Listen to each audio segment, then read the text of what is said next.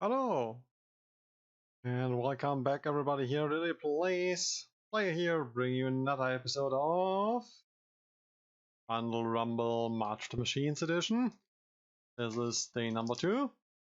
Time for pack number 2. Without further ado, that kind of rhymes. Anyways, let's get cracking. Let's see what we get in the wonderful world, the multiverse. The pack is actually opening nicely. Good. I like windows. Oh, camera.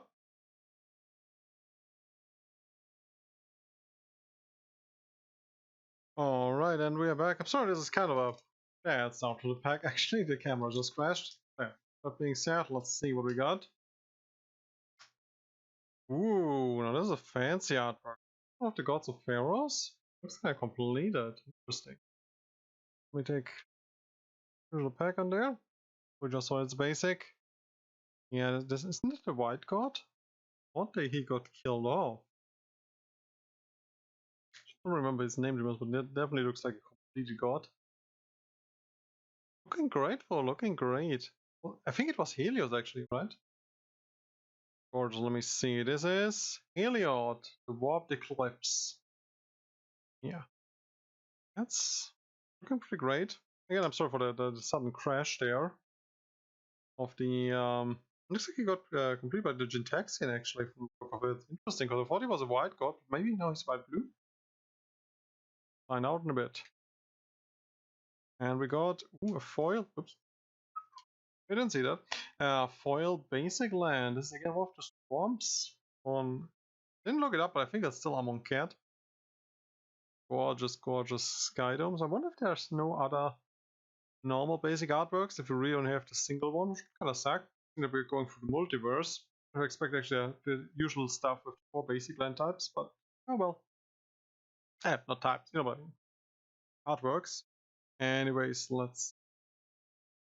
So, we already took a decent look at it yesterday in episode 0. We can just move on to our first real card of the evening.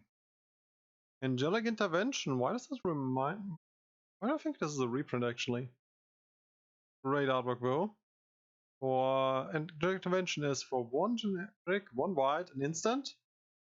Target creature or planeswalker you control gains protection from colorless or from the color of your choice until end of turn.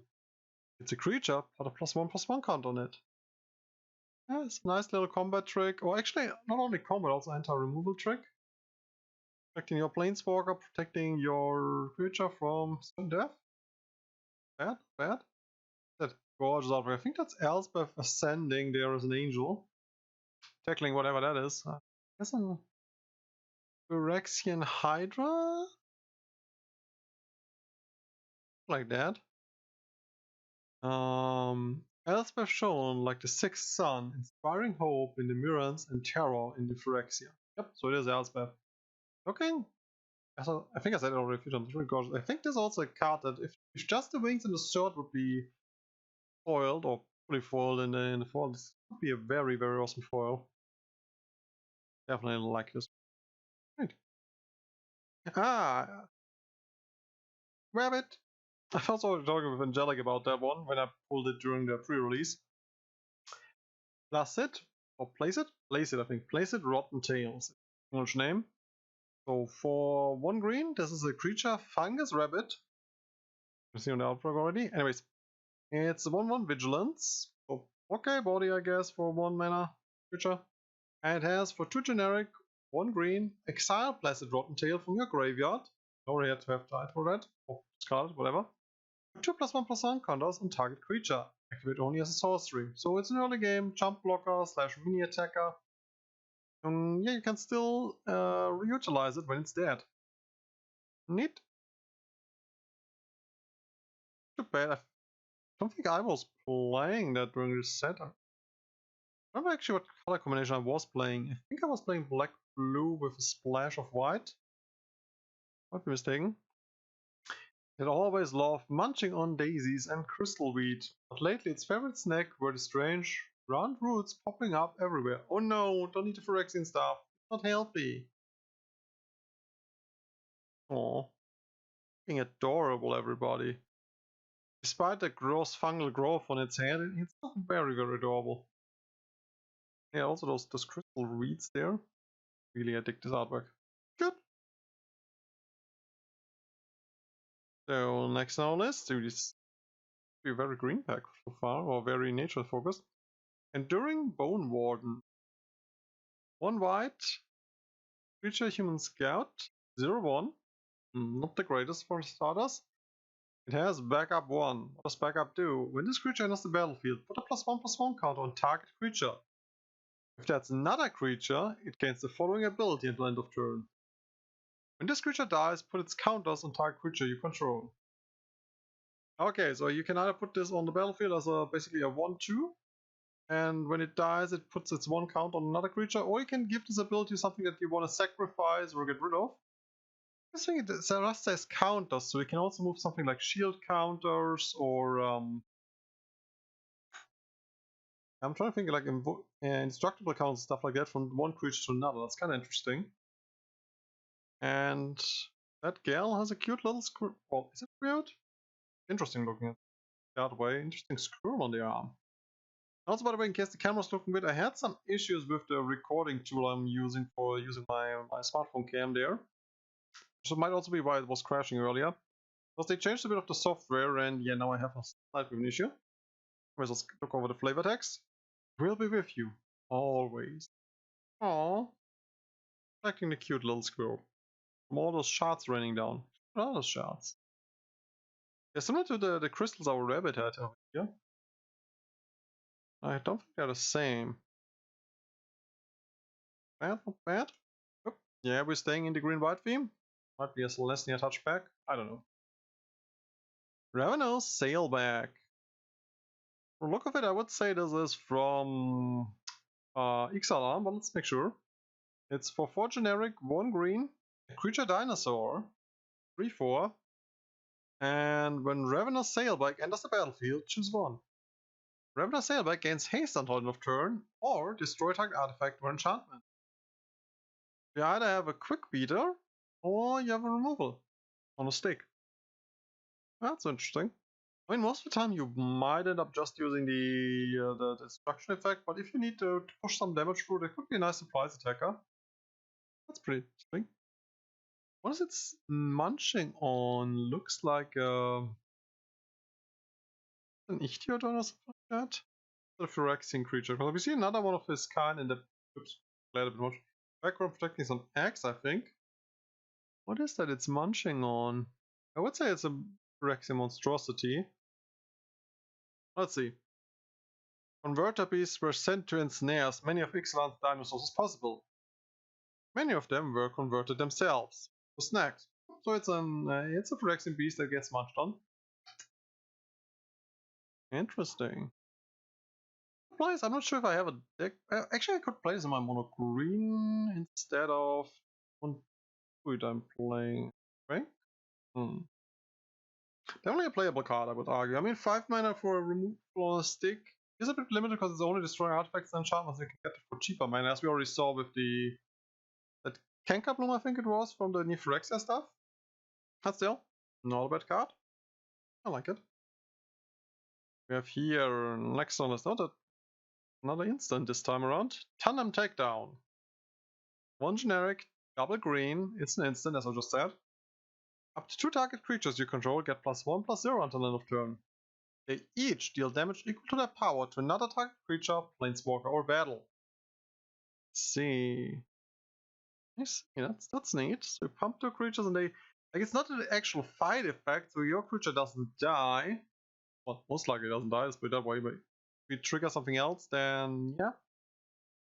That's pretty cool. I mean, +1/+0 is not the greatest pump, but I mean, it can help out. Like, that's if you have 2 targets, that's up to 2 additional damage, of course. Take no pleasure in this, but Vardok might. Vivian Raid to Luca. We're taking out Luca. The guy we actually pulled for the Phyrexia bundle. Oh, sorry, not the Phyrexia, but Phyrexia will be one bundle. And yeah, looks like we're munching on the poor little fella here. He's trying his best not to get eaten, but yeah, I think he's out of luck. Cool. Yeah, definitely a playable card as I guess. So as I said, it's not a real fighting effect, it's pseudo fighting, so your guy stays around. It's kinda nice. Seeing the time, I should not dawdle too long.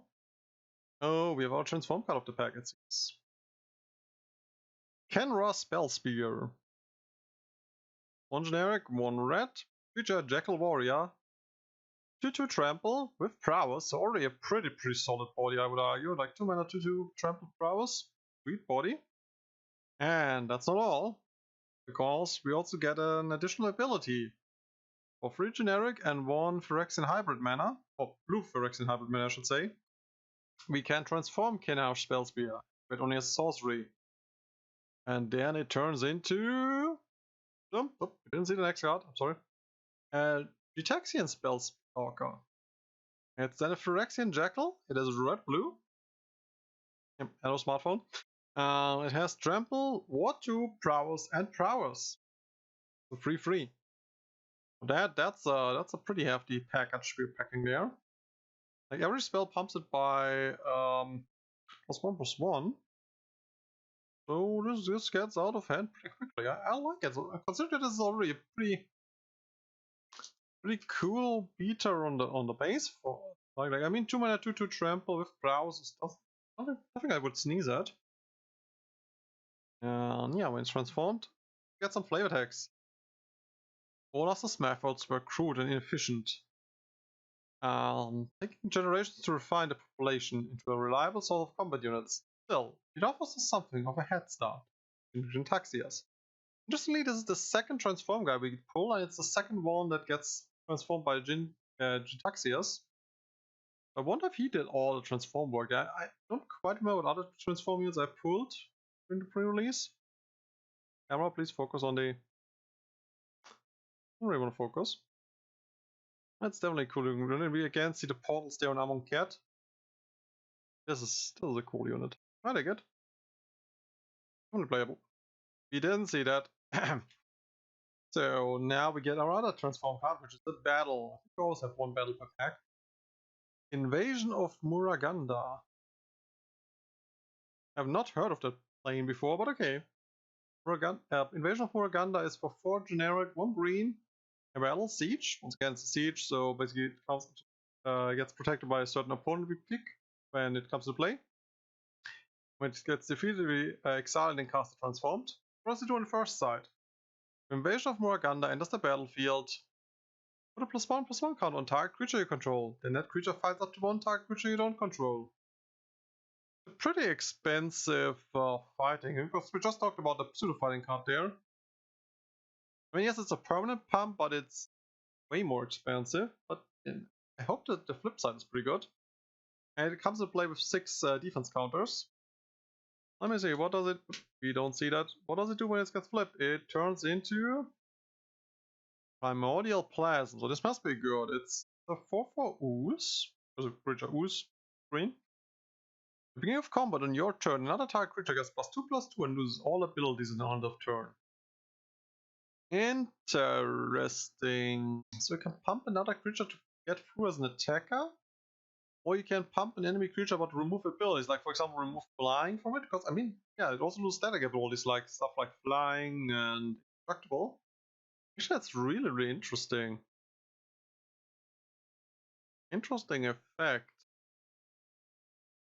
Is it worth the 5 mana?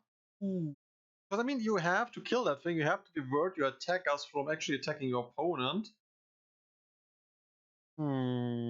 Not really sure if I would play it. I mean, it's a cool effect, don't get me wrong. So for the effect, it might be worth it. I think I would like to have that ability on a tap effect, even for some mana, and having this on a slightly weird trigger. Anyways, for the Tree of Life branched into predators and prey was only shapeless hunger. And it seems this thing is currently munching on a little Phyrexian beetle. I mean, don't get me wrong, design-wise, this is a cool card. And I said the effect on the back side is really cool, but the front, I'm not a fan. So let's see. Oh, we got another invasion. We are also invading Lorwyn. I think that was a good one. Invasion of Lorwyn. Yeah, it's for 4 generic, 1 black, 1 green. Battle siege again. With 5 defense counters.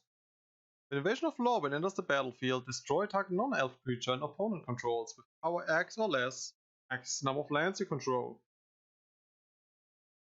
I mean, it has the restriction of destroying a non-elf, but I think this is I mean, when you can cast it, you pretty much have. I would argue 4 to 5 lands. Like maybe you have a dog or two, or maybe a mana artifact. This can destroy a lot of stuff. Well, since it's power, like you can destroy stuff with high converted mana cost. Would it be better if it would destroy something with mana cost? I guess, yes. But still, it's definitely playable, and it's an XX when it gets transformed. So, what does it turn into? Don't see that? Yep, you definitely don't see that because I just pulled the other card with. Turns into the Winnowing Forces. Winnowers were the guys that killed the Iceblades, right? Winnowing Forces' power and toughness are equal to the number of lands you control. This turns into a big force. So this actually is a removal. And I guess if we could actually argue that getting rid of those 5 defense might definitely be worth it. An elf warrior with, as we said, power equal and toughness equal to the lands you control. If Phyrexian's appearance was so offensive, the Perfects and Eyeblacks work together in unprecedented kinship to destroy them. Oh, that's neat. I didn't expect that the war between the Eyeblights and the elves was going on after all that stuff that happened at the end of the Lorwyn block.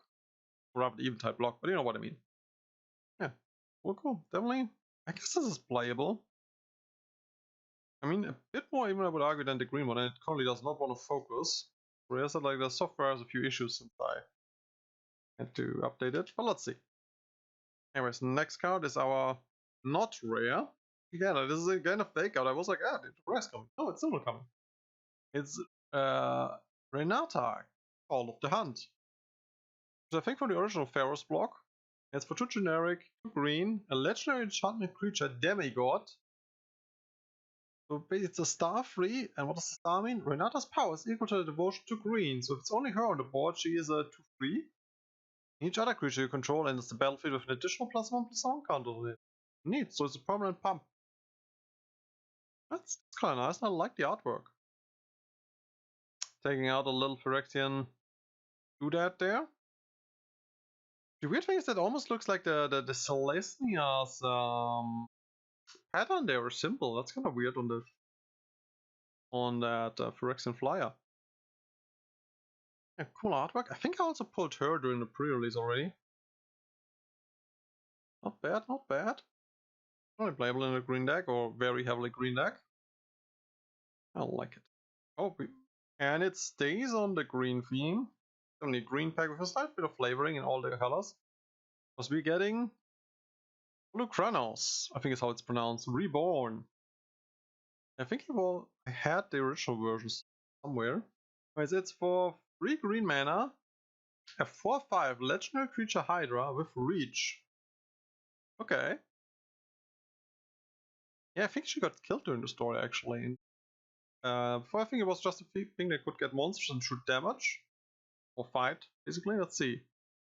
And it has a transform effect. So let's see. So for 6 generic and 1 white Phyrexian hybrid mana, we can transform Polukranos Reborn. Activate only as a sorcery once again. What does it turn into? Transforming into... Ooh. Polukranos, Engine of Ruin. Oh boy. Legendary creature Phyrexian Hydra, white-green, has reach and lifelink, and whenever Polukranos, Engine of Ruin, or another non-token Hydra you control dies, create a 3/3 green and white Phyrexian Hydra creature token with reach and a 3/3 green and white Phyrexian Hydra creature token with lifelink. Oh, that's where our token is coming into play, the one we pulled yesterday. Phyrexian Hydra green and white with lifelink. Here we have that half. Missing the reach one.